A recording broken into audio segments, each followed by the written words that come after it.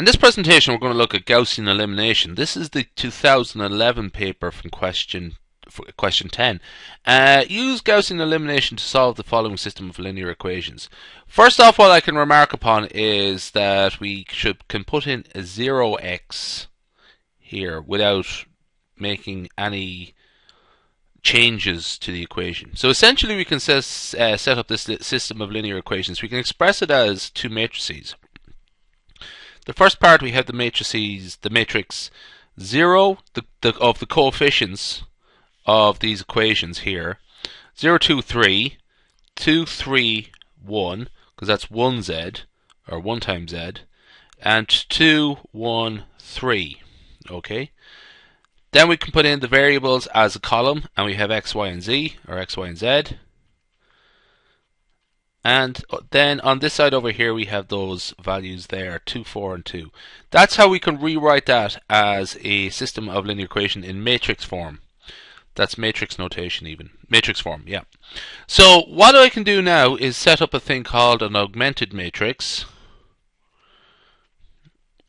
that we can use to calculate a solution to this answer. And how will we write it here is 0, 2, 3, 2, 3, 1, 2, 1, 3, and we're going to put in augmented with the values from the right hand side of the equation. So that's our augmented matrix. What we're going to do is perform row operations on that to get it down to reduced row echelon form. That is to say, something like this, or as close as we can get. So with some coefficients in here that we don't know, but we get it down to reduced row echelon form like that. So that is the plan. Now let's do that. So next page, let's start this out. So I just wrote it up there in the top corner just to sort of remind myself. So here's the first iteration. 0, 2, 3, 2, 2, 3, 1, 4, and 2, 1, 3, 2. Now I'm going to give these rows names. I'm going to call this row 1, row 2, and row 3. So the next stage, I wanted to perform some elementary row operations to simplify this. What I'm going to do in the first instance is I'm going to put row 1 down at the bottom. So I'm going to give this a new name just to sort of provide a bit of clarity as to what's going on. I'm going to call it row 6, and that's just equal to row 1. Row 4 is, we're going to have it as row 2. So we're just going to put back in row 2 there. 2, 3, 1, 4. And actually, sorry, I forgot to do that. There we go. And that's row 4 and row 6 are just a rearrange, are just like rows 1 and 2 just rearranged. What I'm going to do this time now is I'm going to go row 5 equals row 3 minus row 2. So let's do values from row 3 minus row 2. Actually, do you know what? What we could do it the other way around, just to keep the values positive, we can do row 2 minus row 3. Row 2 minus row 3. That's a perfectly valid operation as well. So row 2 minus row 3, 2 minus 2, that gives us 0. 3 minus 1 gives us 2. 1 minus 3, that gives us minus 2. 4 minus 2 gives us 2. It's a great start there so far. Okay, so we can divide that by 2 as well later on, but we'll just sort of leave for the time being. Now I'm going to sort of set up a new iteration here, and we're going to keep going the way we've done before. So row 7, I'm going to just leave alone as row 4. So the top row I'm going to leave alone for the time being. 2, 3, 2, 3. Don't need to bunch them up. 2, 3, 1, and 4. The second one, I'm going to divide this by 2 now.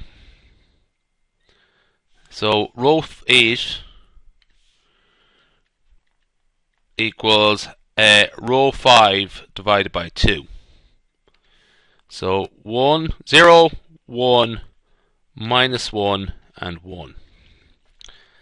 Finally, what we're going to do is we are going to subtract from row 6, row 5. So R9, row 9,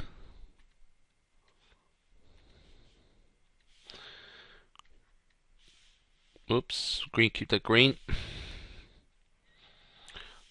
Let's make that bigger. Row 9 equals R6 minus R5. So 0 minus 0 is 0. 2 minus 2, that gives us 0. 3 minus minus 5, that gives us 5. And 2 minus 2, that gives us 0. Okay. Without any loss of generality, I'm actually going to divide this down by 5. That value there. So I'm just going to update our expression so that we get a 1 here, because we're not losing anything there. So it's a 1 there. Now I'm going to divide the top row by 2 in this last stage. So it's 1, 1.5, half, and 2. 0, 1, minus 1, and 1, 0, 0, 1, 0. Okay. So, and those are that's the same. All we've done up there now is just updated R10 equals half of R7, R7 over 2. Row 11 is just row 8 again, and row 12 is row 9. Okay, this is in row echelon form now. Okay, so we're able to get a solution. You might notice that what we're going to do now is re-express that as an equation.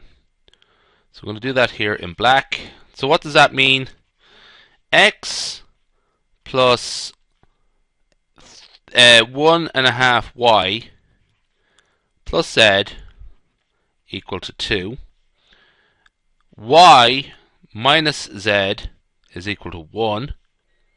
And z is equal to 0. So what does that mean? Z is equal to 0. That's great. But let's look at the other two equations. That means we can disregard that part and disregard that part. So therefore y is equal to 1. And what does this make this part here? So y is equal to 1.